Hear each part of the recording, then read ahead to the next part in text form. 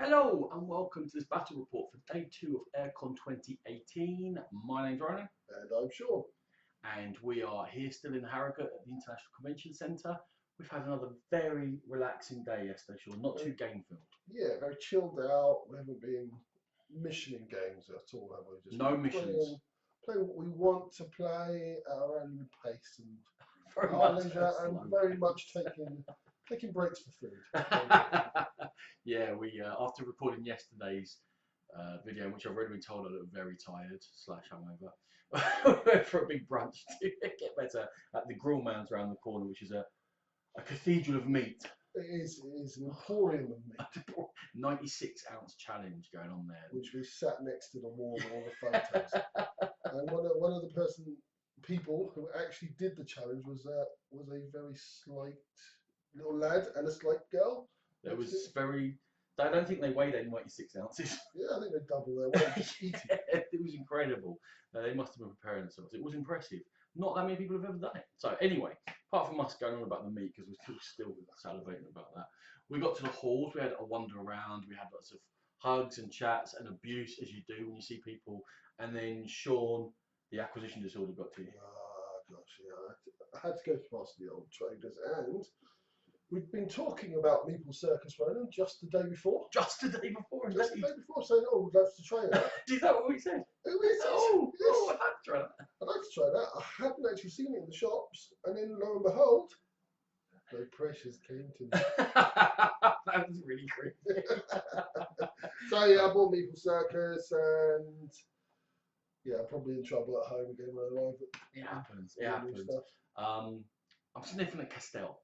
That's the only one that I'm sort of in and out. You're also looking at. I'm sniffing at Wasteland Express delivery service, but £72, £70. They've both got good buzz though. Good buzz, people I trust. So maybe we'll see. We'll see tomorrow whether we took the plunge on those or not. And the other thing we did that wasn't actually playing games was I was on an episode of the Polyhedron Collider. They set up the 3 guys with 8 guests in 2 banks of 4 and literally a hat full of questions, and they pull questions out of the hat. And we took turns answering them, and there's lots of crap flying around and laughs and jokes and interaction with the audience. And I think Steve's gonna have a bit of a nightmare balancing all the levels, all the people with different microphones and talking out there. But it was really good fun, really good, happy vibe in the room. Polyhedron Collider guys did really, really well, sort of keeping it relaxed but keeping it professional and running and going. I think Really, the best move, Ronan, was putting you on the end so that it's very easy to edit you out. it was very easy to get me out of the camera, slowly panning to cut me out of shot. And panning. And Yeah, panning. that's nice. There was lots of other people on there. There was a lady left go from No Pun Included, Luke from Broken Meeple, there was I Play Red, there was Unlucky Frog, there was Creaky Shells. I've probably forgotten 1 or 2, but you're going to hear about them lots if you follow board gaming media in the UK. There was a bunch of us there, and Luke threw his girlfriend under the bus, which is probably the most memorable moment from that. Yeah, all like to be on that journey. Anyway, you reckon it's okay? I don't know, she's a very forgiving lady. So We played some games. we did play some games, Ronan. Shall we talk about Lords of House? Do you want to model it for us? I'm modelling, you're talking. I'm presenting you as a model. Failure. Carry on. Well, The it's a game. failure to start with. The game. I already played it once. I really like it. It's very mini, pretty. People are stopping by all the time to have a look at it and wow at the miniatures and the monuments that you're building up. As I said, I like it, Ronan. What were your first impressions of it? So we tried to fit it into a slot that we had. So we only played with the 2 of us. And I'm glad we played it 2 player to start with. Because at the very beginning of the game, the first game, it feels very difficult. Because you have very low stats, you can't move many hoplites, your hero can't move very far, and it doesn't look like your hero can battle monsters. And to be honest, I was kind of sitting there saying, what can I do here? I don't seem to have a lot to do. I had to keep reassuring you. Yeah. Don't worry. Holy shit. So I was constantly going, Sean, how am I going to do this? How am I going to do that? But you do start rolling along with it, and there are lots of options. I think that I'm glad we played 2 players so that I could get my head around it, because then if I play with more, I feel like I wasn't just a passenger riding along and other people actually being useful, because you do have to grok a bit of a pattern. There are different paths you can go down. You can try and collect artifacts. You can build up an actual army of hoplites. There are 3 different win conditions. and you need to focus on one or the other of them. Thankfully, Sean was just not on the ball at all. Never Never. No, you had quite a few options to stop me. I forgot about, so one of the win conditions in a 2-player game is to take 3 areas. Normally it's just the 2 areas, and I forgot about the little sort of beige area down the bottom that's only 3 lands. Yeah. And I thought, he's no danger yet. I'm not going to bother taking any lands. I was. He was one step away from winning. You could just walk to Hoplite. Yeah, I could. There were empty spaces for me to just go plink. He can't win now, but I'm just basking in the glow of that win. Actually, you carry on talking. I'm quite happy. You're basking. Yeah. Like a whale. I'll bask in the glow of I actually got the game. I took the 2-way shipping. I didn't understand what I was clicking. Move on. Next game. Ronan, you played. I played Small World. Oh no, you played 2-player. I played Small World. Yes. One of the vibes I think of this con is Sean said play whatever you like. So we were looking for a game for 4 players, and we all knew Small World. It was in the library. The library hasn't got the latest releases, I'd say. What was the discovery you made in the library that surprised you, Ronan? That Pandemic Legacy Season 1. What? I suppose you can bosh it out over the weekend. And what? Put it back in the library again? You go, stop playing from August. That's true, of course I did. You get the legacy bit. No. It's very early on a Sunday morning. I don't know why that was in there. The idea, because Dan Hughes was on the board game library desk. That's a difficult word at the time, and he reckons it's just so people can play the first game and learn it. How are you going to stop people just sneakily? I don't know.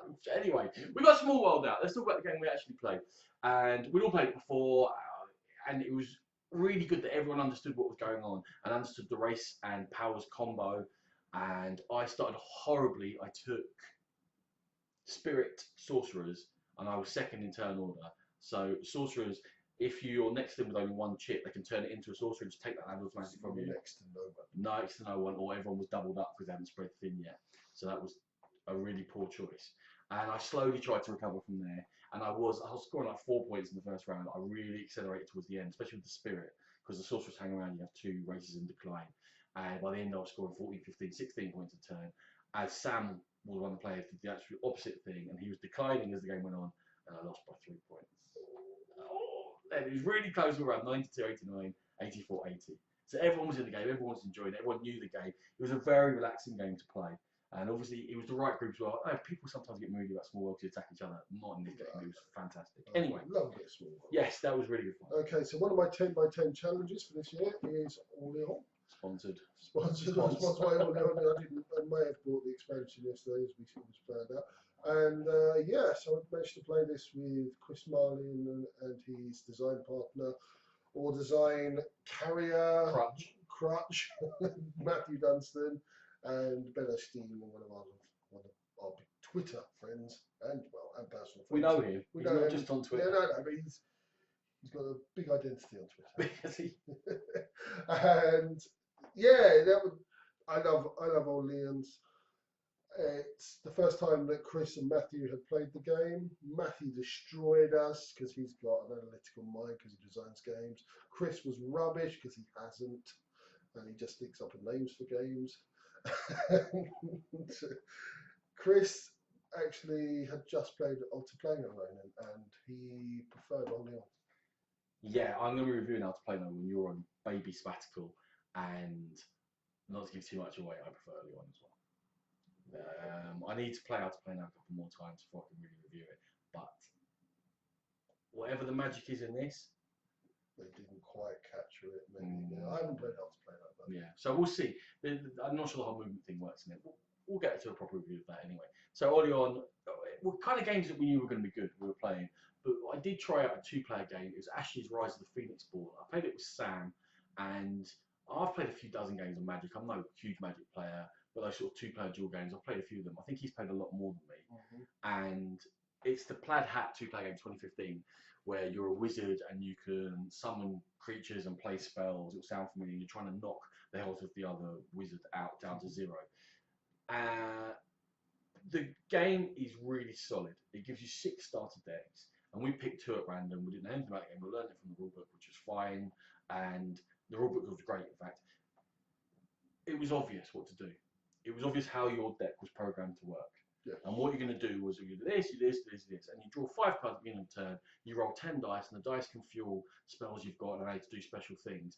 And that all works nicely. In the starter decks, you know what you're doing, right? You just look at them and go, okay, that's that combos, that combos, that combos. I think the heart of the game might come in that you can draft your own decks.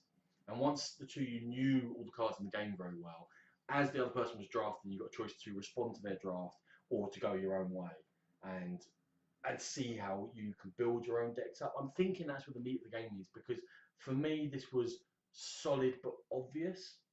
Right. Okay. So I enjoyed it. It looks beautiful, lovely art. We had a good time. One play of a game like this isn't enough to really judge it. So but it's good that it has that entry level, and you think that there might be a bit more depth beyond. Maybe, yeah, maybe, but in those starter decks, it didn't feel very deep. It needs to be explored. Yeah, a throwdown, 25. I mean, we finished it really quickly, like 25 minutes on our first game from my rulebook. Yeah. So it was that sort of level, but looked lovely and did everything very well. So I can't really say anything bad about the game. I was saying I was playing it, maybe it just didn't have that magic. So the last game we're going to talk about is a game that we are going to be reviewing very soon. It's 878 Vikings, and we played again with Ben and his wife Steph. Yeah. And we were the Vikings. They were the English defending England, Britain or England or what have you. And I woke up actually thinking about this one, Ronan, because I really enjoyed it. Spoiler alert. But we nearly lost in the second round. We did. So there's instant win and loss conditions at the end of any round. If the Vikings have no towns at all on the board, they've lost. If they have 14 or more, they've won. And at the end of round 2, we have 1 town left. And if Steph had a better movement card, because she could only move 1 army. She had like one that moved 2 armies, and then most of them moved at least 2. Yeah, I think it's the only card. Yeah. If she'd have done that, we'd have been wiped out. Yeah, we would have been. It would have been brutal. We rethought. So we bowled in through the Thames Estuary, attacked London, attacked Oxford, and where all their seat of power was around Wessex. And yeah, we got smooshed in. Yeah, we overstretched ourselves early. We kind of doubled down on that southeast area. It didn't work that well. No. So for the third round, though, because we'd annoyed them down south, we were able to come in Northumbria, take York, take Carlisle, take Manchester, take Durham, and give ourselves that little bit of a foothold. And this is where I think the two sides of 878, as the Vikings, it feels hard because a lot of time it feels like you're losing the game because you're getting beaten up. But what you're really trying to do is stretch the English. And you're dynamic and you're trying to deciding where the battlefield is. As the English, it feels like you're in control, but then if it starts going wrong, it cascades and goes wrong. Yeah. And you have to control the whole map all the time and not give the Vikings a big chance. And it was a really tight game. It's a very hard game for an outsider to come in, because people are coming round and they've just seen the sea of blue and green, which were the English troops. Yeah. Because the Vikings literally hitting waves and hitting the leaders, so most of your troops are off the board anyway with the leader. So it just looks like you're losing horribly, but you're just waiting for the next influx of troops. Yeah. So I really enjoyed the to and fro of the game. Yeah, I think you play as England. I play as England again. I've played 4 games with 3 as Vikings because I want to find out how much fun that side is. Because being the Vikings is fun. Because you're deciding where to go and you go. You've got the leaders. The English have only really got Alfred the Great that comes in round 5. It's not very great. And he's not very great. He comes in with like 7 troops, and we're coming in with like Over 20. Yeah. So yeah, that was the last game we played, and I think we both enjoyed it. But we will be fully reviewing that one, Ronan. Yeah, that's going to be on the podcast in the next couple of weeks. So today, plans for today, we're off to play a 3-player game of Mythic Battles Pantheon. I don't know if we're going to do skirmish or there's a couple of scenarios where your hero's trying to kill the most monsters or the other way around. We're going to see what we're fancying with that. Yeah. And then after that, we're booked up with Chris Marling for Sanctuary.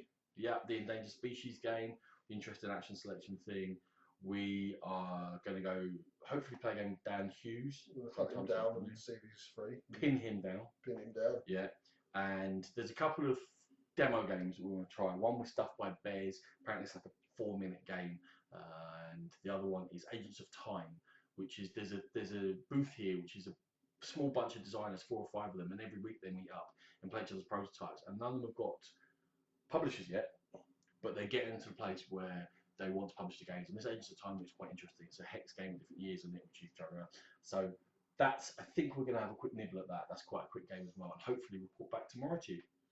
Okay, so what have your impressions of the con been in general, Ronan?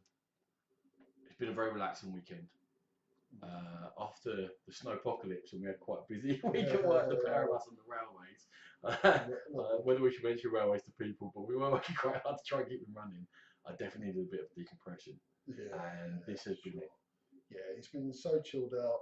Really impressed with the hall space. Lots of chairs and tables for everyone. Never, you're not even searching for a table. You can stand there and go, right, there's plenty of space over there. Right, let's go over there. Yeah. Never a problem. And different areas to play in as well. It's not all just one big hall. It's split up with the vendor hall. There's a quiet area. There's an area by the bar. There's an area where you can see the sun, and everyone's been really helpful, including the stands, the food people, the drinks people. They've all been lovely. Yeah, and I think it's helped the trade guys, because the trade guys can just go out and wander around and talk to people, because they're not. It's busy. I mean, there's over 1,000 people there, but they're not besieged like in your Cube Games Expo, where they're just literally. And it's nice for them to get out and talk to people. What kind of games do you like? And they can maybe do a bit of research themselves. Actually, and it's small enough that you get to know people. And you get to see similar faces and be chatting all the time, and everyone's really friendly. And hey, how you doing? How you doing? It's been really lovely. Yeah, it's been really chilled out. So we will be back tomorrow, and we'll be talking about what we've managed to get played today and our final impressions, and we'll hopefully see you then. Cool. See you soon. Take care.